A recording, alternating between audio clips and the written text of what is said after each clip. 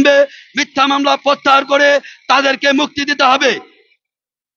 প্রিয় দেশবাসী, সাংবাদিক বন্ধুগণ, সাংবাদিকরাই হচ্ছেন আমাদের প্রাণ, যারা বিশ্বের দরবারে ন্যায়ের কথা তুলেন, সত্য কথা তুলেন, তারা কোনোভাবে কার্পণ্য করেন না।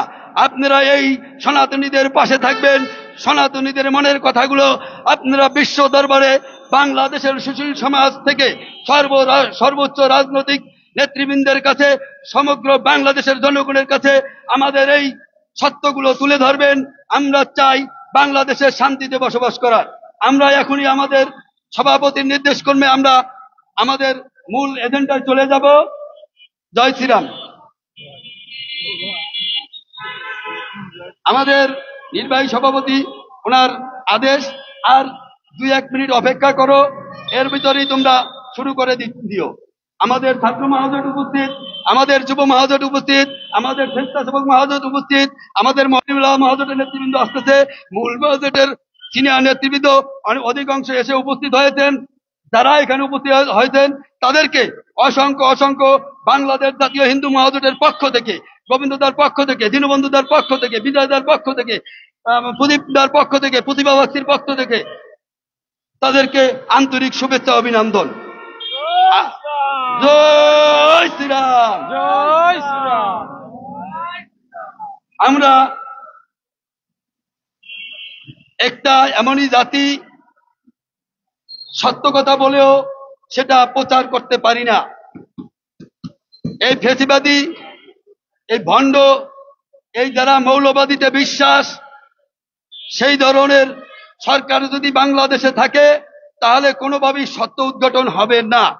আপনারা জানেন, সত্য এবং ন্যায়, যে সত্যিকার অর্থের যে ঘটনাগুলো ঘটে সেইগুলো বাংলাদেশ হিন্দু মহাজোট প্রচার করে, যেটা অন্যায়ভাবে স্বাধীন বাংলাদেশে হওয়া কাম্য না, ন্যায়ভাবে হওয়ার কাম্য, সেই অন্যায় কথাগুলো কিন্তু বাংলাদেশ হিন্দু মহাজোট তুলে ধরে। আপনারা সাংবাদিক বন্ধুগণ, আপনারা বিশ্বের দরবারে এই সত্য ঘটনাগুলো আপনারা তুলে ধরবেন।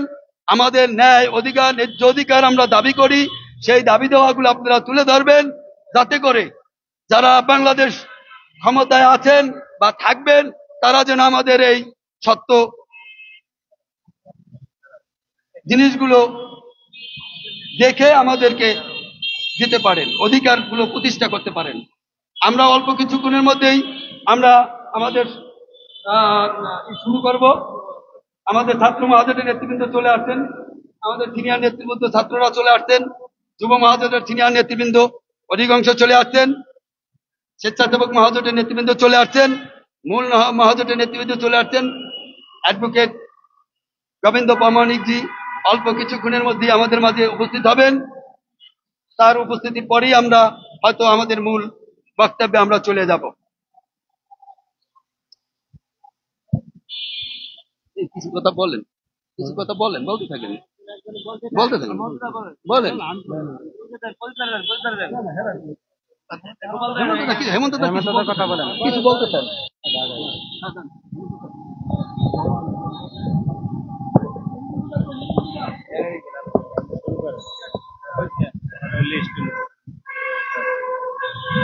প্রিয় বন্ধুগণ, প্রিয় সাংবাদিক বৃন্দ, প্রিন্ট মিডিয়া, ইলেকট্রনিক মিডিয়া এবং দেশি বিদেশি গণমাধ্যম, আমরা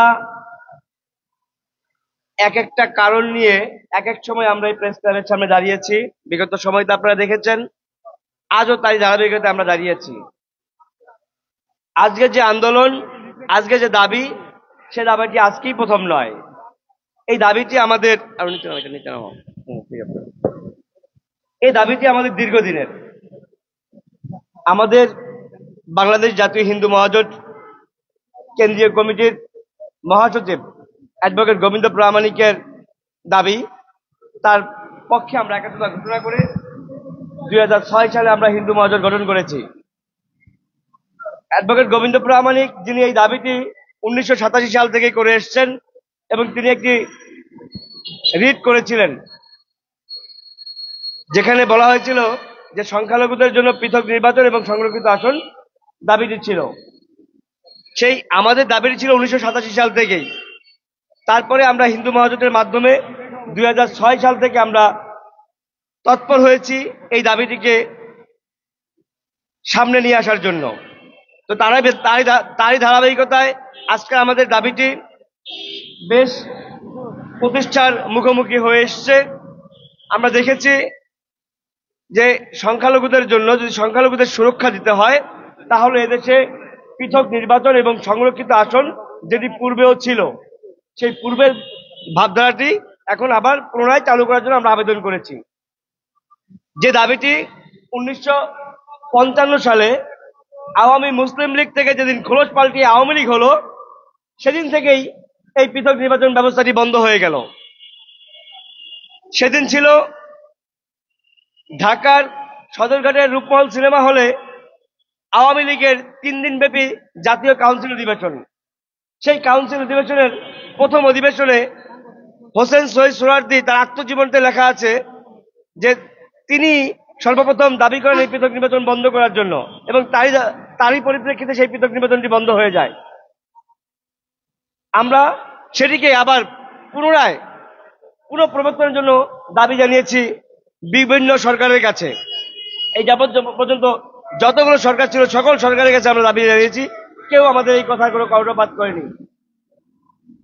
আজকে আমরা কি দেখছি, আমরা যখনই হিন্দুরা এক একটি দলভুক্ত হয়ে নির্বাচনে অংশগ্রহণ করি, নির্বাচনে ভোট দেই, আমাদের উপরে চলে আসে এক অন্ধকারাচ্ছন্ন রাত্রি। কারণ আমরা দেখেছি যে দল ক্ষমতায় যায় যাদেরকে আমরা ভোট দেই সেখান থেকেও মার খাই, যাদেরকে আমরা ভোট না দেই সেখান থেকেও মার খাই।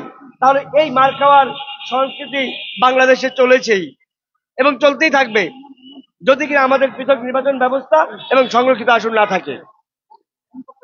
আমরা কি অতীতে কি দেখলাম, দেখেছি 1992 সাল 91 সালে জাতীয় নির্বাচনের পরে দেখেছি আমরা সেই 2001 সাল যখন এই বাংলাদেশের ভোলা অঞ্চলেই শুধু একদিনে 200 নারীকে ধর্ষণ করা হয়েছিল জাতীয় নির্বাচনের পরে, যা কিনা আমাদের হৃদয় এখনো পর্যন্ত দাগ কাটছে না।